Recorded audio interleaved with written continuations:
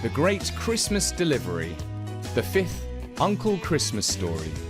Read by me, Richard, for Storynory. Uncle Christmas is based on a character created by Wicked Uncle, the world's most brilliant online presents store. Now, I don't want to give away too many secrets about Father Christmas, because that might destroy some of his magical mystery. But in order to tell the story, I do have to explain a few things. Even though Father Christmas travels incredibly fast in his sleigh, he can't deliver the entire world's presents anymore. He used to, in days gone by, but now we are getting on for 8 billion people in the world. It's just impossible to do it all on his own. Stubborn though he has had to recruit elves to help him in his vast task. It's also true that many modern houses lack chimneys, and even in the old ones, many of the chimneys have been blocked up. Father Christmas and his elves resort to coming in through the window, and if the window is locked, they have to use a jemmy to break it open.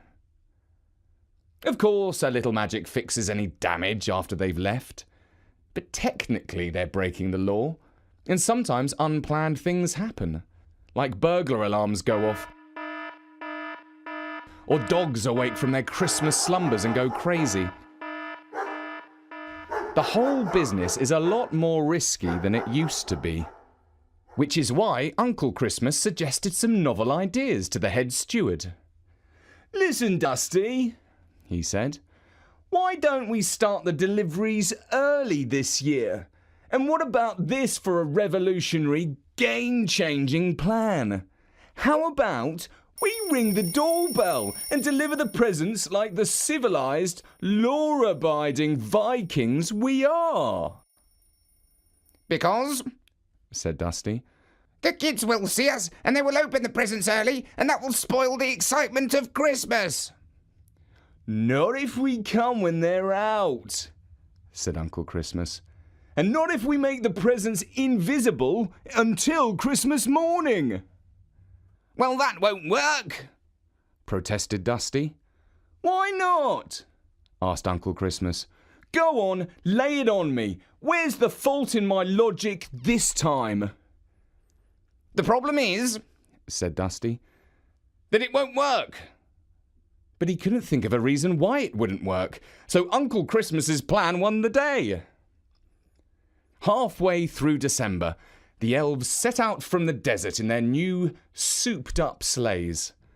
Most of them had magic motors fitted, and were even more up-to-date, pollution-free, and speedy than Uncle Christmas's own three-wheeled vehicle. A few had to make do with magic camel power, which was only a tad slower, but considerably more smelly.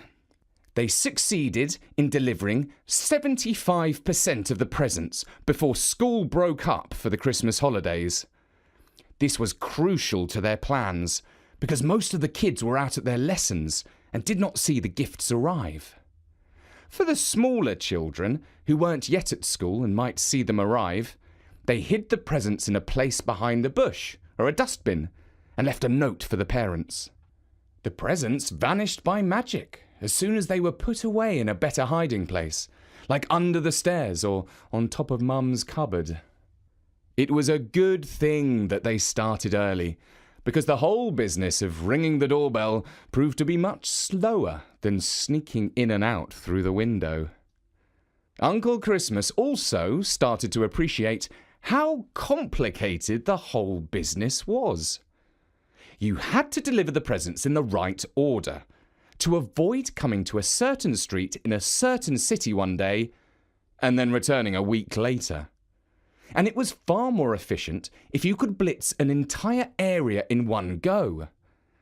But then you would get some late orders in and you'd have to return.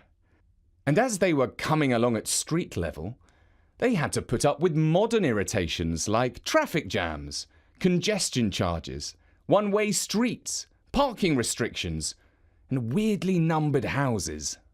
The worst thing that would happen is that they would deliver the wrong present to the wrong house, and then have to come back again and exchange it for the right one.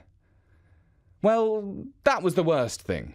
Until, on the 24th of December, Uncle Christmas met with an even bigger disaster. He was flying over Chukotka, which is in the north of Russia and not far from Alaska, when his motor trike broke down. He managed to land on the ice, but there was no way he could start it again. Even his magic spanner was no use, because he had blown a gasket, and all the magic mead that powered his engine had leaked out. It was no use. He had to call the elf garage and ask them to send out a spare part. It was an annoyingly long wait, almost 7 minutes, before he heard the approaching rescue vehicle announce itself with tinkling sleigh bells. "Oh," he said to himself, "still stuck in the past, aren't we?" But he was, of course, glad to know that he would soon be on his way. However, he was less pleased when he saw the face of his rescuer and the white beard and ruddy cheeks of his brother. "Ho, ho, ho!" boomed Father Christmas.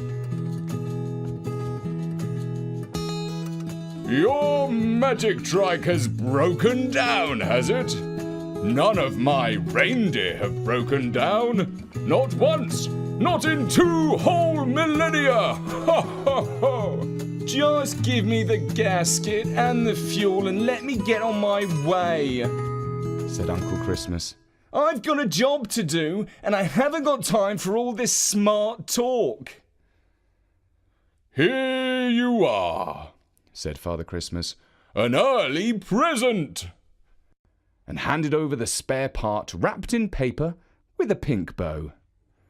"Cheers, bro," said Uncle Christmas, and without further ado, he fixed up the part, filled up the tank, and went on his way.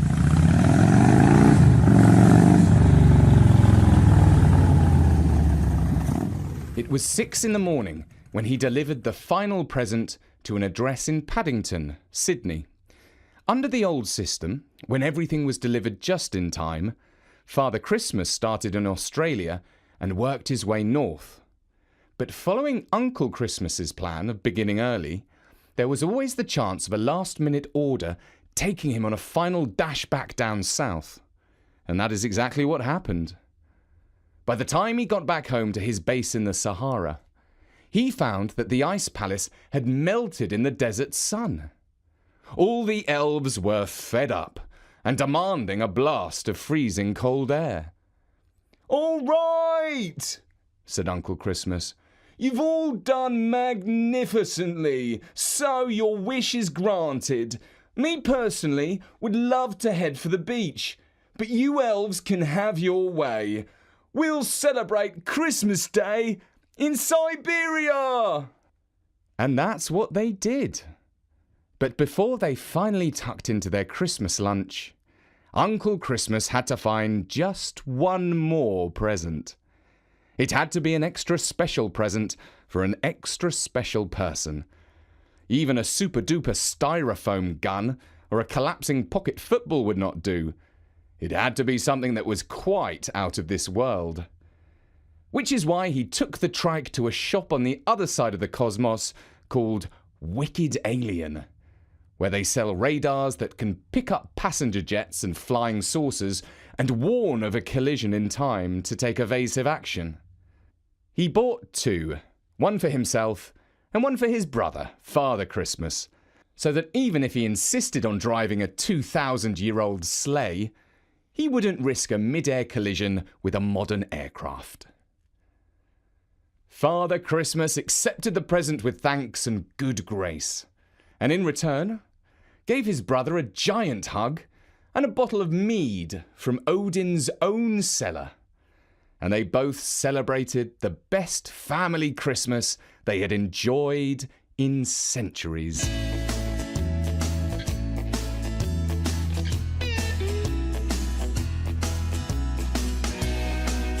And that was The Great Christmas Delivery, the 5th Uncle Christmas story, written by Bertie and read by me, Richard Scott, for StoryNori.com. Uncle Christmas is based on a character created by Wicked Uncle, the world's most brilliant online present store. And I'd just like to wish you all a very Merry Christmas. See you next year!